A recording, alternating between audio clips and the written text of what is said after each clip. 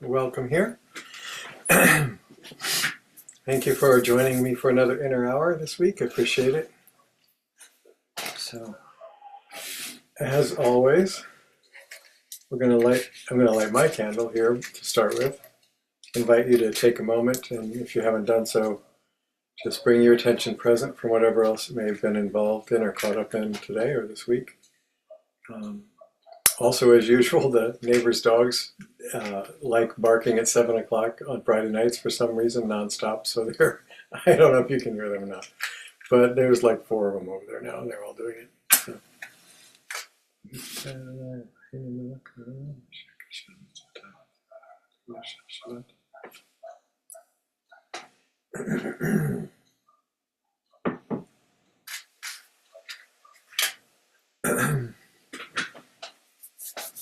So,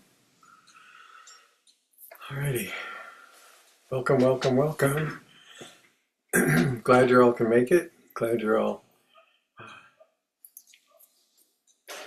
A couple of quick announcements. It's one of those busy weekends again for me around here. For those of you in the local area. So tomorrow is one of the Saturday classes Michael and I do over at Unity from 10 to 12. You are welcome to come to that even if you didn't register or didn't know about it till now. I think you all knew about it. But anyway, you're welcome to come even at the last minute. We tend to, Michael and I didn't plan it that way, but we tend to, so far, they've kind of run on a yearly theme that we sort of discovered as we went along. Changed last September and changed the September before that, so it's changing again. So the changes usually start in the November meeting. So this next meeting is going to, the theme for the next, till next September is, so far, is going to be sacred relationship. So it's a little bit different orientation than the path of holiness. Obviously they're all connected, but specifically it's going to focus on relationships, our inner relationships, and then our actual outer interpersonal relationships as well. So hopefully that's going to be something beneficial. And then also I'm the guest speaker at Unity this Sunday. Their services are at 10:30, and then I'm the guest speaker again the Sunday after this, the 17th, whatever that would be. So I'm doing 2 Sundays in a row at Unity. So you're welcome to either or both of those if you're in the area. And then, Ani, if you can flip your mic on a second just for announcement purposes. On the 16th, we have another one of our gatherings with the potluck and discussion afterwards at Larry and Brenda Stuckey's house again, which is a beautiful place to meet. Some of you have been there, many of you have been there. Is there space for that if somebody still wants to get a hold of you? Oh, yeah. Yeah, we have a few spots left.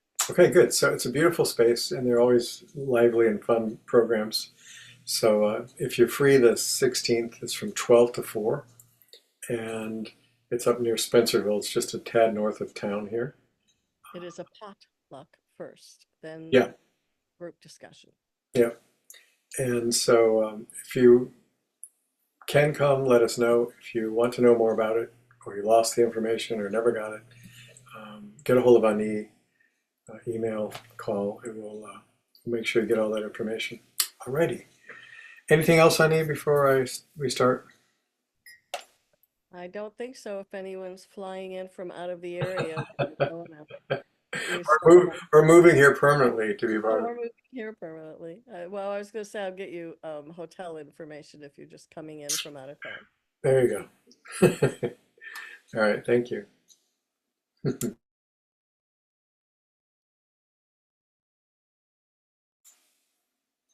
So, all right. So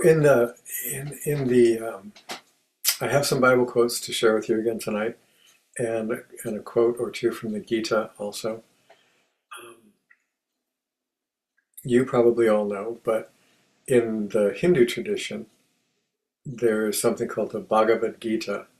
It literally means the Lord's song or the song of the Lord, and often referred to just as the Gita. It's part of a much, much larger epic called the Mahabharata, which is a very long spiritual poem telling a history or prehistory in the Hindu tradition. Anyway, in that tradition, particularly in the various yogic traditions that have developed out of Hinduism, there's something to talk about a lot. In Sanskrit, it's viveka, and it means discrimination or discernment. Not discrimination in terms of prejudice, but discernment, discriminative discernment, the ability to make distinguishments between light and dark, real and unreal, true and false, good and bad, this and that, all of those kinds of things. The ability to accurately perceive and understand those distinctions. We all perceive distinctions, whether we accurately perceive them, and then even if we do, if we understand them, that's another whole thing. So the idea of viveka is the idea of you're able to make these discernments and distinguish things from one another, and that you can do so accurately, not based on your prejudices or your preferences or your whims, but accurately discern the distinctions, and then understand that there are those distinctions and not try to deny them or wish them away or not want to deal with them. And one of the most famous Swami lines in India, there are many, one of the most famous ones was established by Swami Vivekananda, and Vivekananda means the bliss of discernment. So a little background on all of that. So the readings tonight all have to do with that. And before I read them, I want to tell you a little story about how we see things, but sometimes don't see things, and how we are quick to want to put our understanding on what we're seeing and interpret what's happening from the way we want to see it happening or from the belief structure that we've formed, so we see it through that filter. And sometimes that enhances things and makes it easier for us to see what's really going on. And sometimes it becomes very obstructive and it's an impediment to that because we keep trying to make it be, this is what I think is happening, and it isn't what's happening. One example of that, there are many obviously examples of that. I'm sure you can think of lots in your own life. One that really, for some reason, really moved me and has stuck with me for many, many years, which it may not do with you, but it's a good example of this thinking we understand something and we don't. There was a famous televangelist, a Christian televangelist, that I happened to be watching one time many, many, many years ago. I don't even remember his name. But he was telling a story about himself, and that he was doing this very large revival, like one of those big tent, huge revivals with altar calls and healings and all the accoutrements of these big Christian revivals, fundamentalist Christian revivals. And and that his was a week-long thing he was doing in this particular town. And they had thousands of people that eventually, showed up for all of these. But it was every night for a week. And it was also televised. They had arranged to have it recorded and broadcast. So in addition to lots of people, it was being broadcast. And on the very first night, opening night, he's doing all his stuff. How much we love God and healing people and whatever all it was, and music and all the stuff that went along with that. And there was a couple, an elderly couple, in the very front row, like dead center. So the cameras couldn't help but see them, and he couldn't help but see them. And about 5 minutes or whatever, shortly after he started talking, giving his sermon, the man nodded off. And then he kind of snorted and woke up again, and then a little later nodded off, and then eventually was just kind of slumped over on his wife's shoulder and slept through the whole rest of the first dramatic revival. And so this minister was distressed that this person kind of had the gall to be so bored he fell asleep on him in this, what he felt was being a very dynamic service, and even more galled that this is being recorded. Here's this guy nodding out, through his whole dramatic service. So he was upset by that. Well, then the next night rolls around and the crowds pour in, and don't you know it, same couple in the prominent place in the front again, and the same thing happens. A few minutes after he starts, the guy nods out, snores every now and then, comes awake for a few moments, and then mostly sleeps through his whole thing again, second night in a row. So now the minister is really upset, and he thinks it's making him look bad, and he thinks the guy is so bored. It's like, if you're so bored and you're not interested in what we're doing, why don't you stay home? Just let your wife come. She seems interested. Just go home. Don't come. And by the third night, same thing happens. This guy comes very close up front, so they can see. He assumes they're sitting closer because they're older and maybe they can't see so well. Same thing happens. He's getting more and more distressed. And it begins to happen every night of this 7-day revival. And he gets more and more distressed. In the middle of the week, he begins to actually pray to God to take these people away. Like, make them stay home, make them go somewhere else, make them sit at the back where the cameras can't be, something. But this is embarrassing and, very distressing that this guy is so bored. And why is he doing this? So he's the whole week he's upset. And the whole week, this couple shows up, and there they are in the front. Until the last night. And the last night, the man does not come. The woman does, but the man does not come. So the minister inwardly is like, thank you, God, he's not here. Thank you, that's great. So he's very delighted on at least his last night of triumphant revival stuff, that he doesn't have to deal with that. And so he does his whole thing, and it's well received and all. It has been all week, and it's all done, and people are going home and leaving, and that woman stays in her seat. And after almost everybody's gone, she comes up and asks if she can speak with the minister a moment. So he, says yes. And she says she just wants to say how meaningful that week was to her and how much she appreciated his doing the revival, And to himself, he's thinking, well, I could tell you appreciated it, and I'm glad you were here. Doesn't say what he thought of her husband, of course. And then she goes on to explain to him, the only reason I'm here is because of my husband. He was dying of stage 4 cancer, and the drugs he was on and the painkillers he was on made it very difficult for him to stay awake. But the last thing he wanted to do was see your revival. He passed away last night, and he was so grateful that he was able to be here all week. So he read that entirely wrong. Entirely wrong. Was sure he knew what was really going on, didn't. Missed a great opportunity by not really grasping what the situation was. And probably you can think of times, maybe less dramatic, but probably times in your life where you have done something similar, made assumptions, failed to distinguish what was actually happening, failed to take time to investigate, failed to ask, and in some way missed something as a result of that. So I want to read you some passages about the importance of discernment, and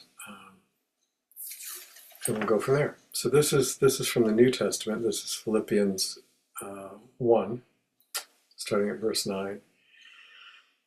And this says, "This is what I pray, that your love may overflow more and more and more, and evolve into real knowledge and discernment, so that you may discover the things that are truly good and may become blameless." So that's an interesting thing, as love begins to really overflow, it can and should bring forth genuine discernment.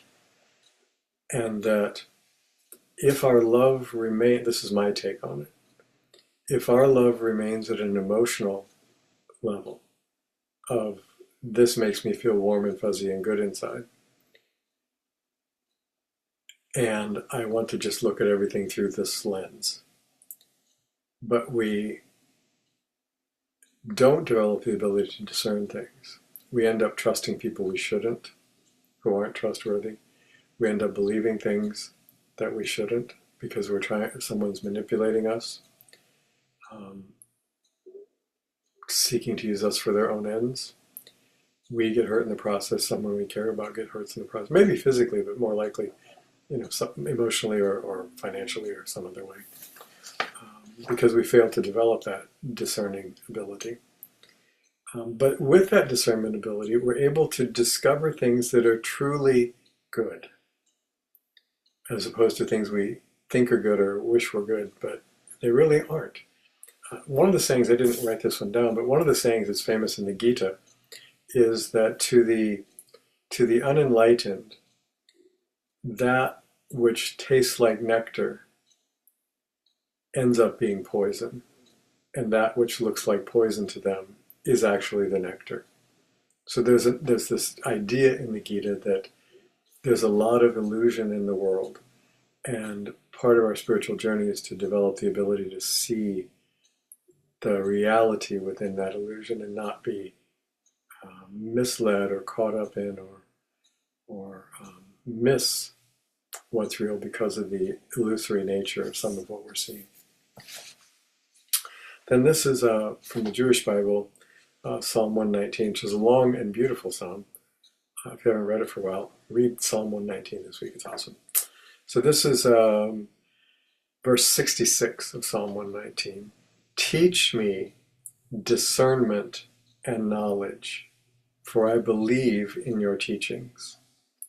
So now there's a connection between the teachings of God given through Moses and up to this point, and this is now David supposedly writing these Psalms, King David, that discernment is part of the teachings, and that we need to develop discernment in order to really fulfill those teachings and to be able to work with them in our life.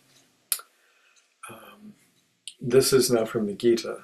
This is chapter 2, verse 16, or maybe 18. I think it's 16. The unreal has no being. The real never ceases to be. This has been observed and concluded time and again by those who can discern the truth. That's a very, very famous passage from the Gita, which is part of the essential teaching of the Gita, is that that which is unreal but appears real, the Maya, the illusory nature of things, that which is unreal has no being. I'm going to put this in a couple of different ways. That there's no actual substance to that which is unreal. If I have this is at a very physical level, but just as a physical example, if I have a cup of tea here, here's this cup of tea. I can see it, I can smell it, I can feel its warmth, I can taste it. There's substance to that tea. Now I have an imaginary cup of tea. Can you see it? Probably not. Can you smell it? Nope. Can you feel the warmth? Nope. Can you touch it? Nope. Can you taste it? Nope. There is something there because I'm imagining it. And in that aspect, in the imaginary aspect, in my imaginary faculty, there it is. I can imagine it. But is there any substance to it? No, there's not. So many things we imagine about ourselves are false. Many things we imagine about others are false. Many things we imagine about life and God are false. Now, obviously, we know some true things, but the point is, there's a great deal. Just because we imagine something to be a certain way does not substantiate it, or give it substance, or make it true. So that the unreal doesn't have that substance, and it doesn't have any endurance. There's no real being to it, no life essence to it. Whereas the real has that substance and doesn't cease to be. So again, one of the teachings there is that these bodies, which seem to be us, and seem to be, this is me, and while I'm alive, here I am, this is me. But then what happens when I die? Is me gone? What happens? And while you may have all that worked out already, a lot of the world doesn't, including a lot of spiritual people who have ideas but don't know. So part of the idea is this body doesn't have any lasting substance to it. It comes into being for a short while and dissolves, and then it is no more. But there is a part of us, whether you want to call it the soul or whatever term you want, there's a part of us that does have substance, that endures, that never ceases to be, whether it's in this body or another body or no body. That essence that's the I am doesn't cease to be. So, very important teaching in the Gita and in many Eastern traditions. So, I'm going to have a few more quotes in a minute, but a couple of other ideas that are not quotes. In the mystical Jewish tradition, there's something called the Yetzer Hara and the Yetzer HaTov. Yetzer basically means, in this context, Yetzer means the urge or desire to do something. So Yetzer HaTov is the desire to do good or to be good. Yetzer Hara is the desire to do bad or to do evil, which may seem stupid. You may think nobody desires to do evil. If you think that, you're mistaken, because people do, and they are. So that's again part of the discernment. I mean, actually look at what they're doing, not what you wish they were doing. Same with the good. There are people that really desire to do good. And the Kabbalistic teaching is that we are a blend of those two things, that we always have the opportunity to choose into one or the other, and that we can make that choice. So we can choose into what's good, or we can choose into what's not good. And that's part of our spiritual maturity is to learn to choose the good, so to speak. Um, and another mystical Jewish teaching from the Ari, who is another famous Kabbalist, and other teachers too, but he kind of popularized this, is that we consist of both spirit and matter. We consist of light, spiritual light, and we consist of physical form. That we're a blend of those two while we're in human experience. And that the shell or container for that light is like a husk protecting a seed.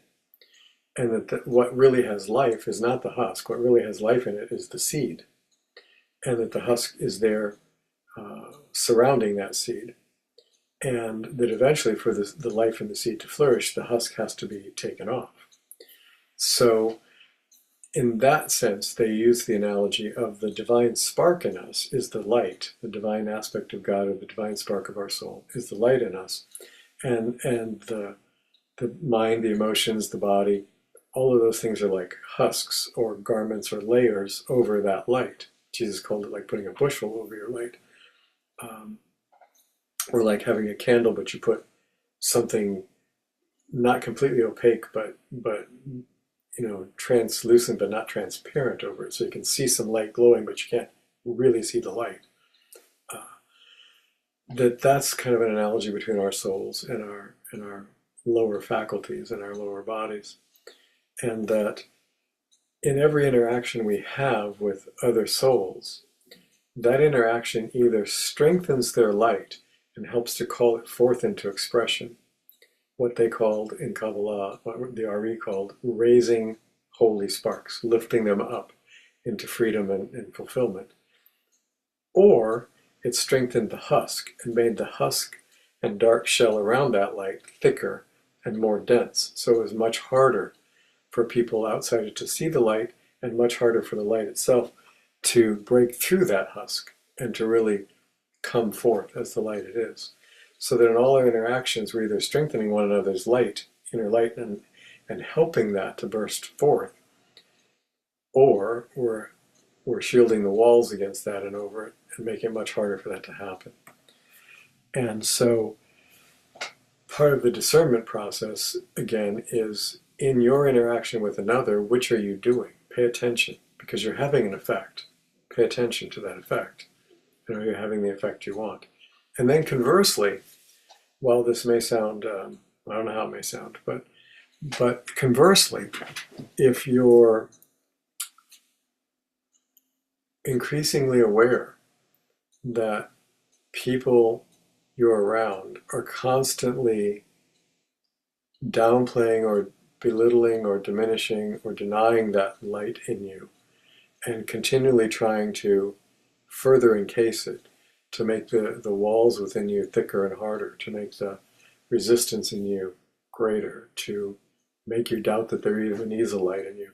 If you're surrounded by that kind of consciousness, where it's really thickening your walls as opposed to freeing your light, then you might want to give thought to, in your life, who do you really want to spend your time with?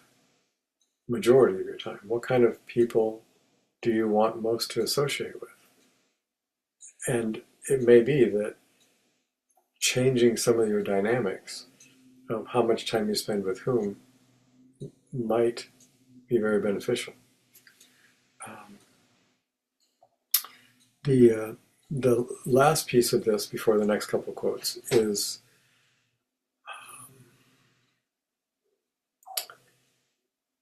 the soul in us is capable of seeing the truth and therefore has the faculty of discernment. The mind, to a lesser degree, has the faculty of that discernment. The emotions have no discernment. They don't. They're reactive, positively or negatively. You can provoke my fear and I react in fear. You can provoke my happiness and I react with happiness. You can provoke my hunger and I get hungry. You can provoke my, whatever. It's reactive, but it's not discriminative. It's not discerning. doesn't even have that faculty. So the emotions in us are very easily misled. Why do advertisers play on your emotions? They don't tell you facts about the car you're buying, or the house you're buying, or the clothes you're buying.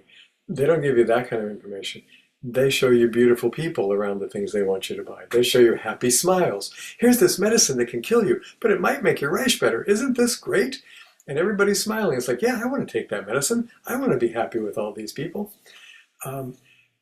They play on that.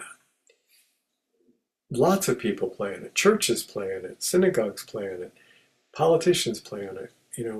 Salespeople play on it. We're very emotionally reactive, and so we're very vulnerable, if you will, in that area.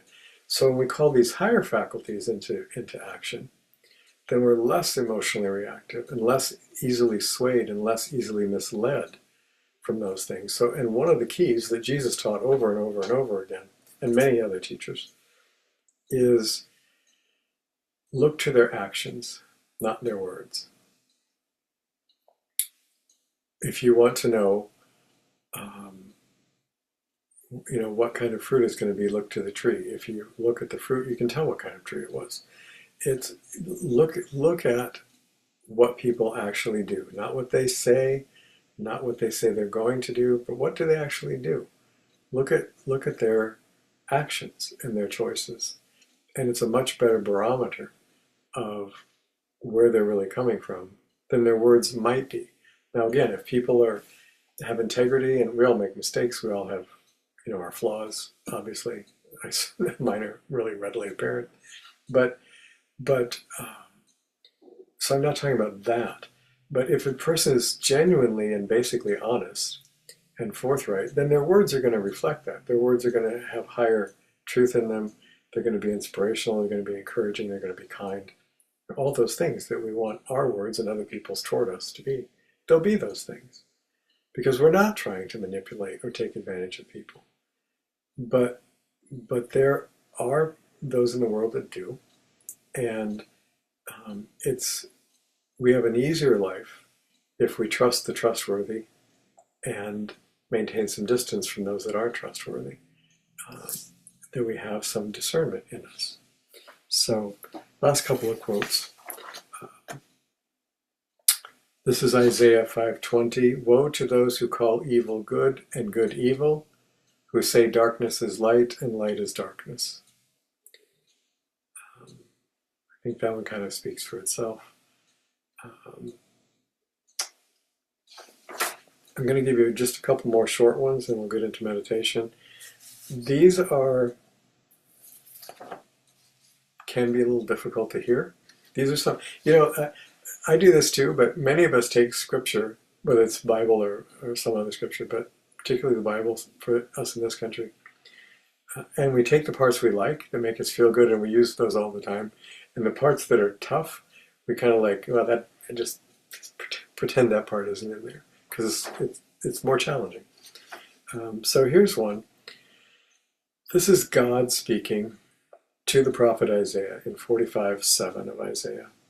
This is God speaking now, not another human being. Supposedly, this is God talking directly to the prophet. I form light and create darkness. I make peace and create calamity. I am the Lord who does all these things. Well, you might not believe that. I mean, and maybe have a different understanding of that. And I'm not even saying that you need to believe it in that way. But there it is. That's something that's in there. Here's two more. Just one more. This is from Proverbs, also a Jewish Bible. Proverbs 8:13. In some cases, it's translated love of the Lord, but that's not what the Hebrew says. Probably more accurate is the reverence or awe of the Lord. The reverence of the Lord is to hate evil. So this is saying that to love God, you need to hate evil. That doesn't go with a lot of modern mindset and a lot of spiritual teachings, but that's in there, and it's in there a number of times. Psalm 97:10. anyone who loves the Lord must hate evil. Um, there are a number of those passages in there, whether we like it or not. But I want to just wrap up before the meditation with two that I find encouraging. This is in the New Testament, Romans 12. Do not be conformed to this world, but be transformed by the renewal of your mind and heart, so that you may discern what the will of God is and come to know what is good and perfect. So now the purpose of discernment here is to come to know the good. And then this last one is not from the Bible. It's from a Jewish organization called Chabad. And this is their great Rebbe that many of them believed was the Messiah. Many of them still do believe he was the Messiah. He's no longer living. This is a quote from him. Fight evil when it must be fought, but that is not your mission in life. Your job is to bring in more light. Fight evil when it must be fought, but that is not your mission in life. Your job is to bring in more light. So I think in these days where so many of us find troubling things around us in the world, I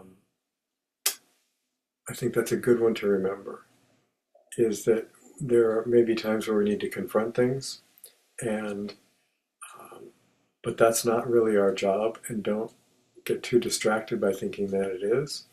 That our job is to bring forth more light of awareness, more light of compassion, more light of love and kindness, more light of truth. And that as more light is brought forth, that begins automatically to self-correct many of the shadow side of things that only exist where the light is weak or largely absent. They don't stand in the light. Shadows don't stand in the light. You know, when I came into this room earlier, it was dark. When I flipped the light switch back there on that wall, when I flipped that light switch, there was no struggle. I didn't spend 10 minutes watching the light battle the darkness and try to push it out of the room. The room just became light. It wasn't in darkness anymore. And that's really the truth of how it works. So the more we infuse light into our consciousness, the more we take it into us, the more we nurture it in us, the less shadow there is, and the less we are in the domain, or under the dominion, maybe a better way to put it, the less we're under the dominion of shadow, and the more we're in the dominion of light. So it's not a battle in the sense that we tend to think of a battle. It's more a battle of choosing what we will bring forward, and then letting that choice self-correct many of the things that are broken. So, all right, that's plenty of me talking. So I'm going to not talk now, except to lead us into meditation. So just, if you haven't already done so, close your eyes and relax.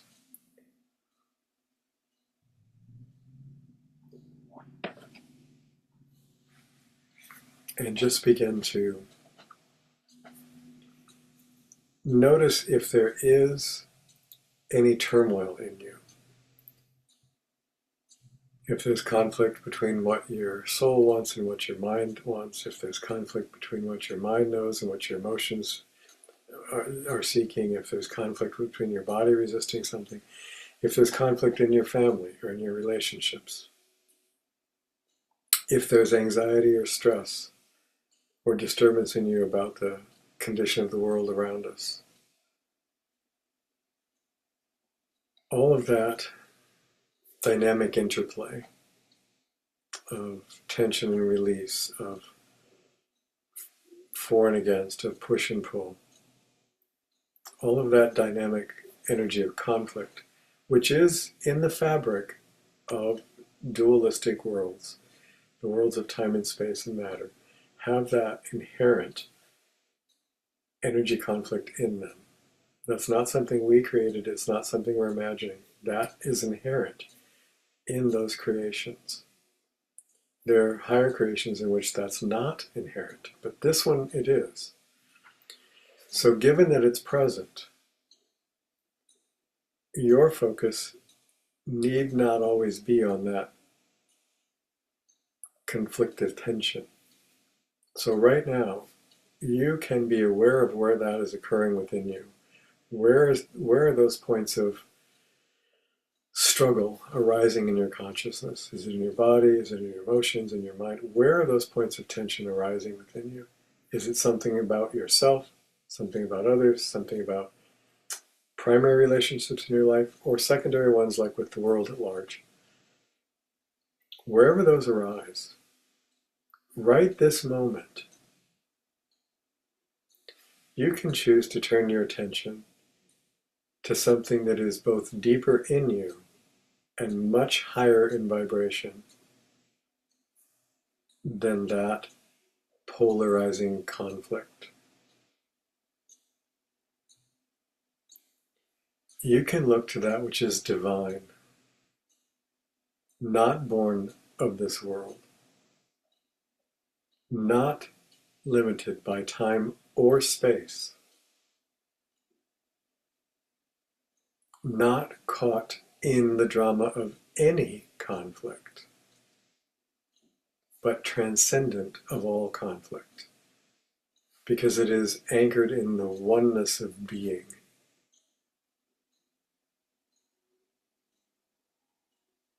And this place, which is very, very deep in you, at your core, wherever you find that core, that I'll call the soul of you, the divine essence of you, the spark of God of you. We use lots of terms, but we're trying to get at that singular essence, that light that is you. That is in the deepest recesses of your being and in the highest of all vibrational realms. And that deepest place in you is where you access those highest of realms. In that place, Hamakom, the place where the divine dwells, that place, there is peace, there is faith, knowing,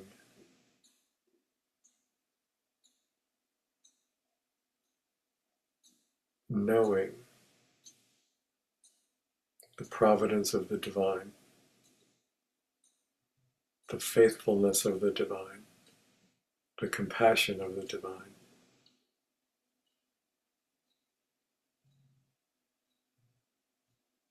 That transcends all struggle, all for and against, all push and pull.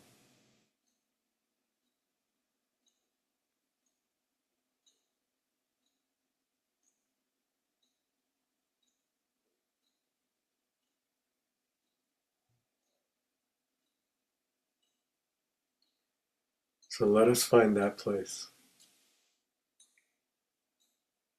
where the holiness of divinity, where the reality of love dwells, because that is our essence. Let us hold to that essence and find ourselves rising above the tension of conflict.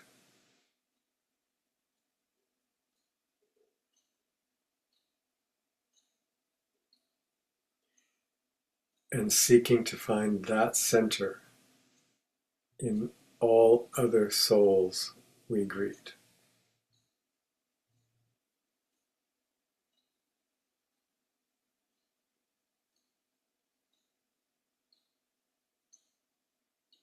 So for a few moments of silence, let us open to that higher and deeper aspect, the truth of our being.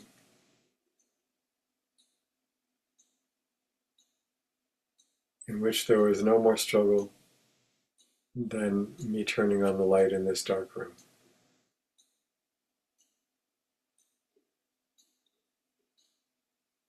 Rest and stop struggling.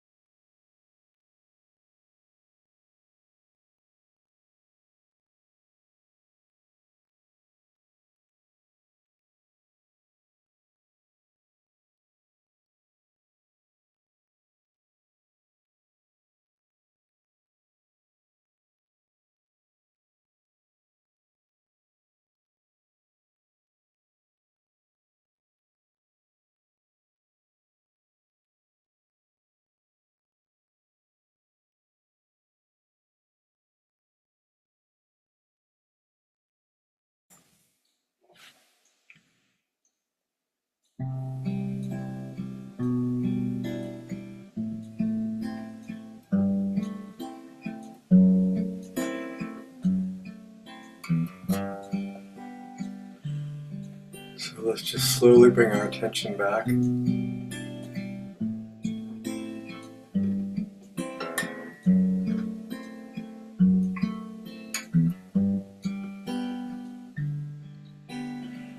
Peace, peace, peace. Let this world find peace. Love, love, love. Let our hearts have love. Joy, joy, joy. Let our lives taste joy. All we are saying is let us live as one. All we are asking is bring us home to thee. Peace, peace, peace. Let this world find peace. Love, love, love. Let our hearts have love. Joy, joy, joy. Let our lives taste joy. All we are saying is let us live as one. All we are asking is bring us home to thee. Peace, peace, peace. Let this world find peace. Peace, peace, peace.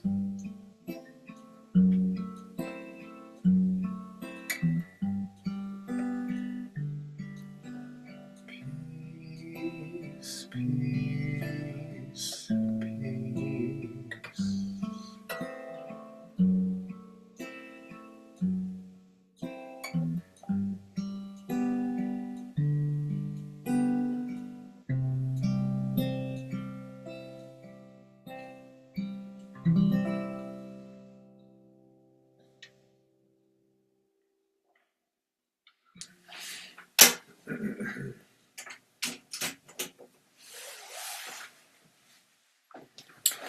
So, during the meditation, I was reminded of something, just a short thing I'd like to share with you. When I was in college, one of my majors, I had a double major, philosophy and theater. My theater major, I did a lot of theater productions, and something really struck me one night at the theater. We did this big drama, and with serious protagonists and serious antagonists, and a lot of conflict, and some really bad guys and a couple of good guys, and all that, and the whole drama played out, and it was very moving for those of us in the production, and certainly for the actors too, and for the audience especially. It was well received, and all seemed to be a very powerful piece. And in that particular production, I was backstage manager, actually assistant director, but I also doubled as backstage manager. And in the process of that, the show ended, and it had a dramatic impact on the audience. And so the audience, now the final curtain is dropped, the audience is still sitting out there, house lights are coming up, show's over, and people are really moved and very much dramatically affected by this production. And And the good guys are really the good guys, and the bad guys are really bad guys. You know, you really hated the bad guys. And I'm behind backstage, and the whole cast, the good guys and the bad guys, who are so adversarial, we're now all not the characters anymore. We're the actors. We're all actors backstage, not the characters they portrayed. They were all actors. And they're all backstage congratulating each other. Wow, that was a great show. Wow, you did it. You were fantastic. Yeah, you were fantastic. That I could, man, when you did this thing and it helped me play it, and they're like just congratulating each other on how fantastic a production it was and how great an experience it was and how well everybody played their parts. And the audience didn't see any of that. The audience saw the characters and were grateful for and adored the good characters and couldn't stand and couldn't wait to see the bad guys defeated and were really caught up in it. And that's where they were left.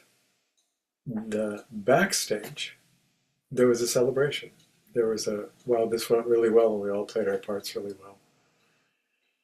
I like to think that left a very strong impression on me because it seemed like, it seemed very real at the time. And now, with many years' distance from the experience, it seems like a great hope, at least, that at some point, all of us, whatever parts we played in our life here, all of us at some point are going to be at a big cast party going, wow, you played that really well, and celebrating each other. So it's a beautiful image. Maybe it's even true. You can discern what you think. But anyway, thank you for sharing with me tonight. I appreciate your kindness and your attention, and hope to see some of you. Plan to see some of you yet this weekend and the other events we mentioned that are going on. Those of you who can't come or those who live far away, sending our love to you too. Thanks for being part of our community, even though sometimes it's at distance. You really matter to us, and we sure appreciate your involvement and your support. And thank you so much. So may this be a week of peace within us and among us. And may that, at least in some small way, and hopefully in a big one, ripple out into a world that's troubled. And may the way we live be a blessing to those in our life and to those we'll never meet in the lives beyond ours. Thank you all. God bless.